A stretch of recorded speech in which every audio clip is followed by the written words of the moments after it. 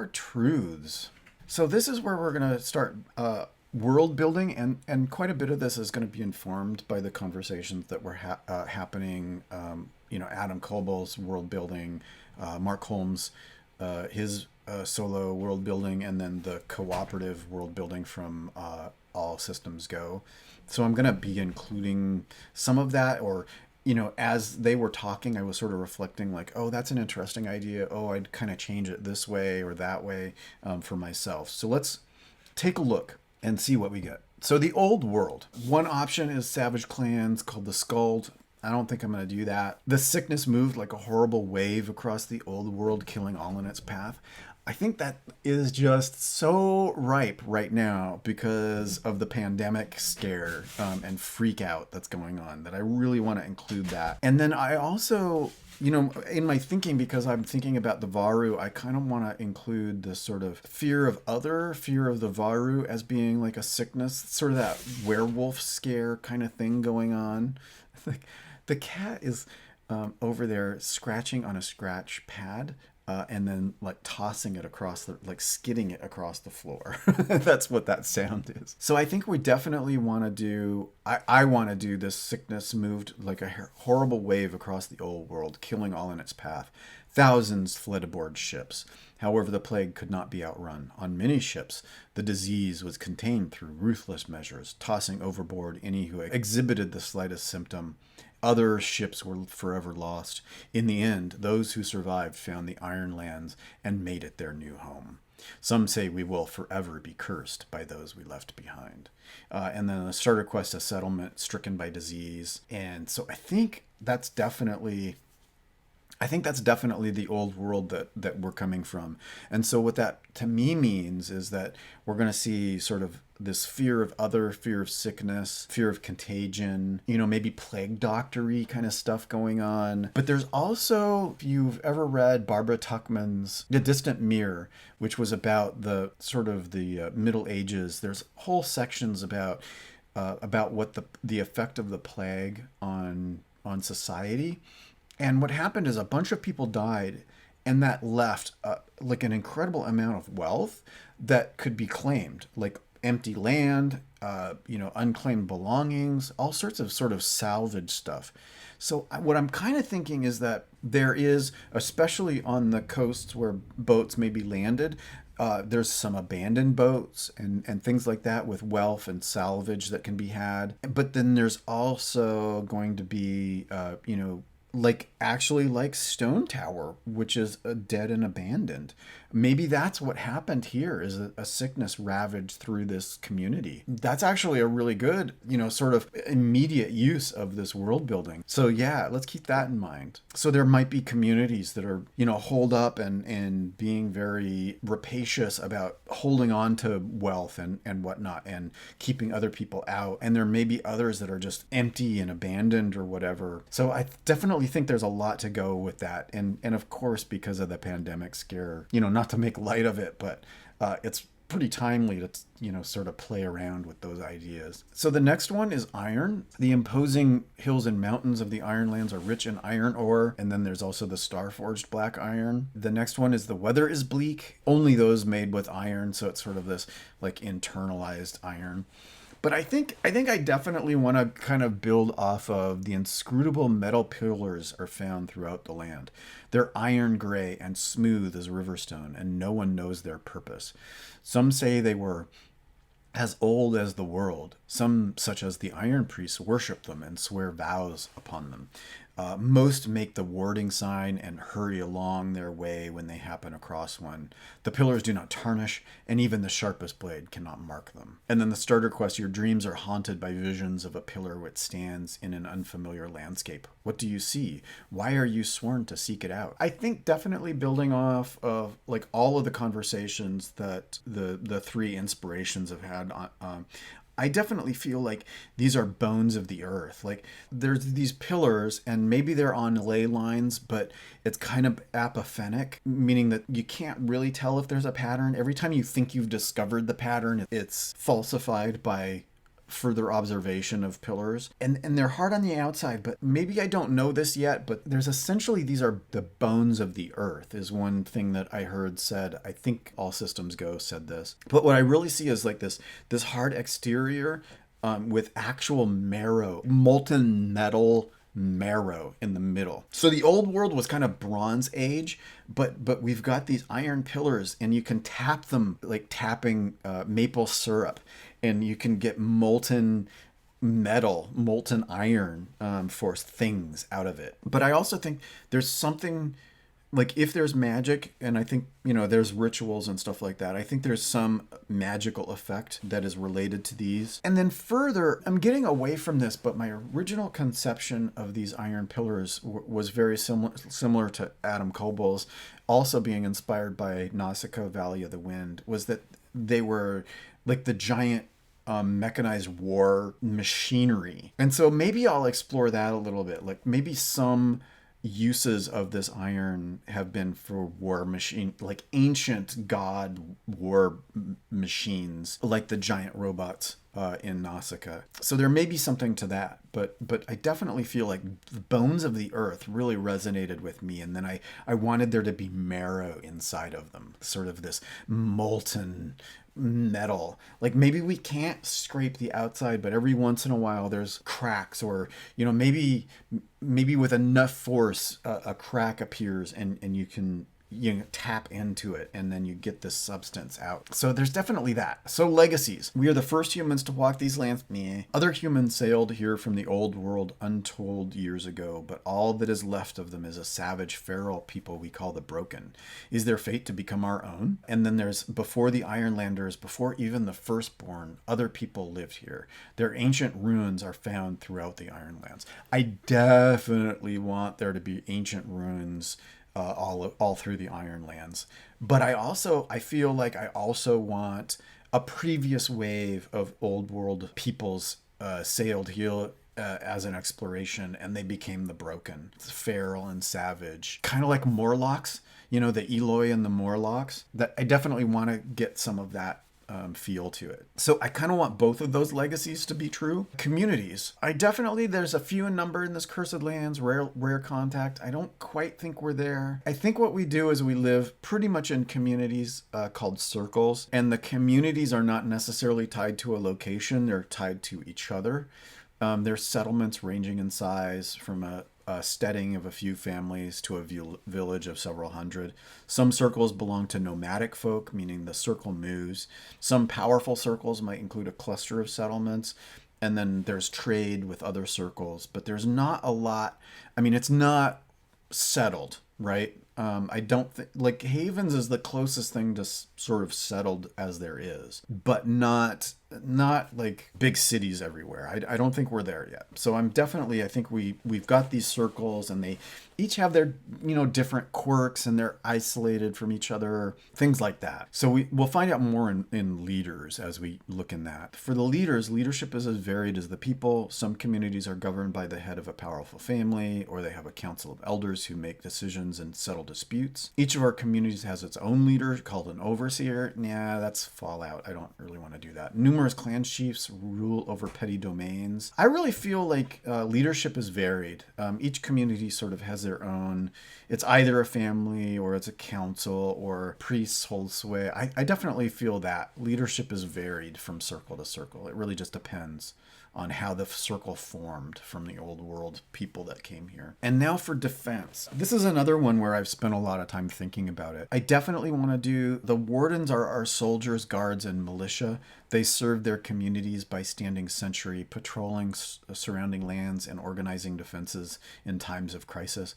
Most have strong ties to their communities. Other are called free wardens, are wandering mercenaries who hire on to serve a community and protect caravans.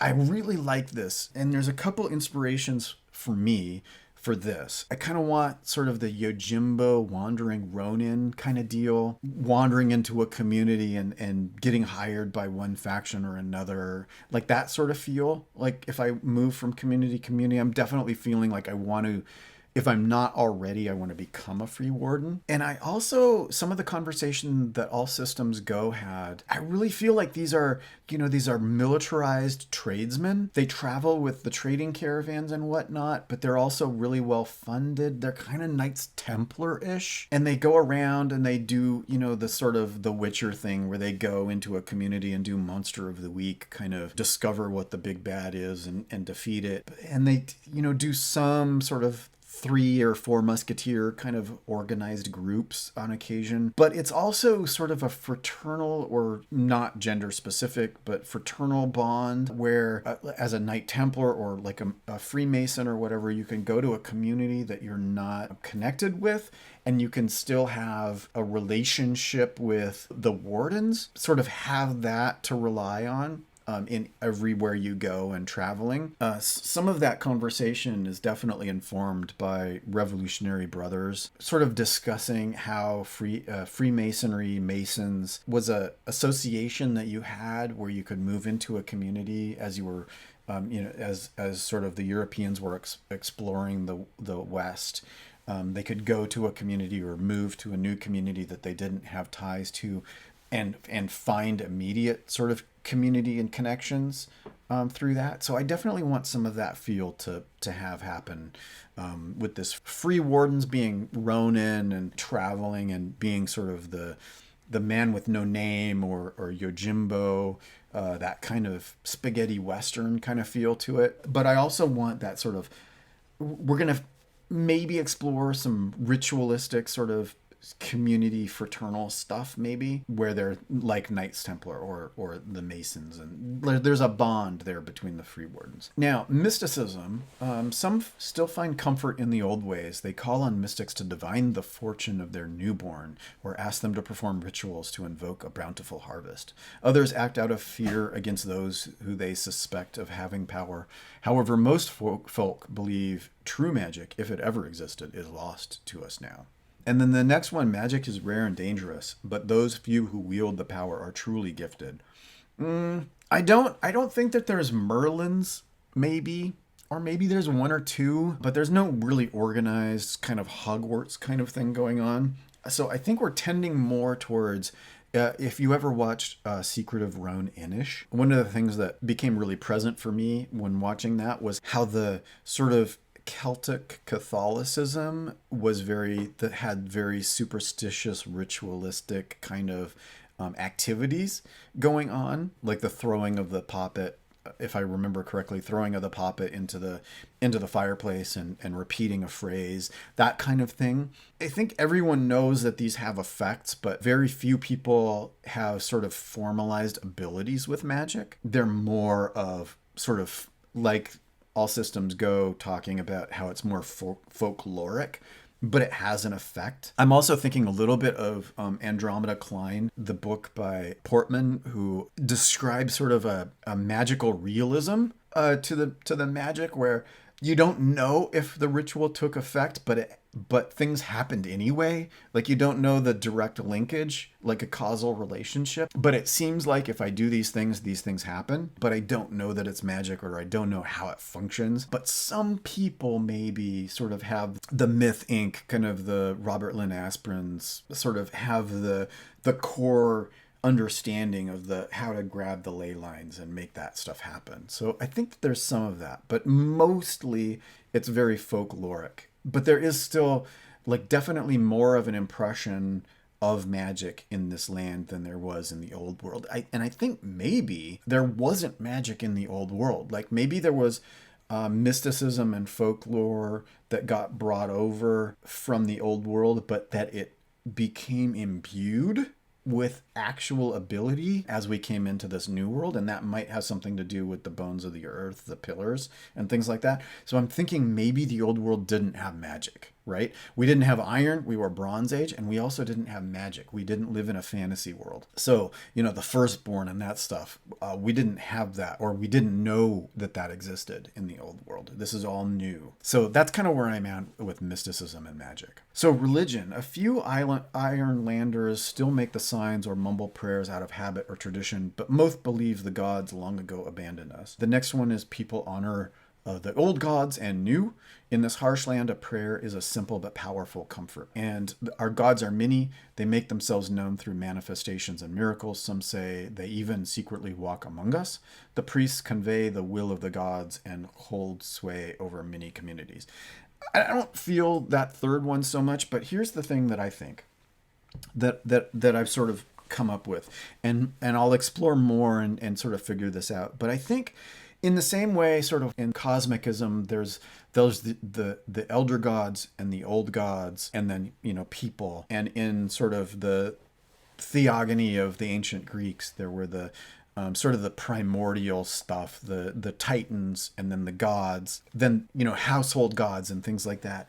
I think what I want to do, I'm not sure how this is going to work, but I think what I want to do is I want to have it sort of linguistic. I think the oldest, most alien gods are nouns. So those are like the elder gods. And then there's old gods that are verbs. And then there are new gods, which are maybe adjectives. And then there's sort of demigods, which are adverbs. And then there are personal gods like pronouns.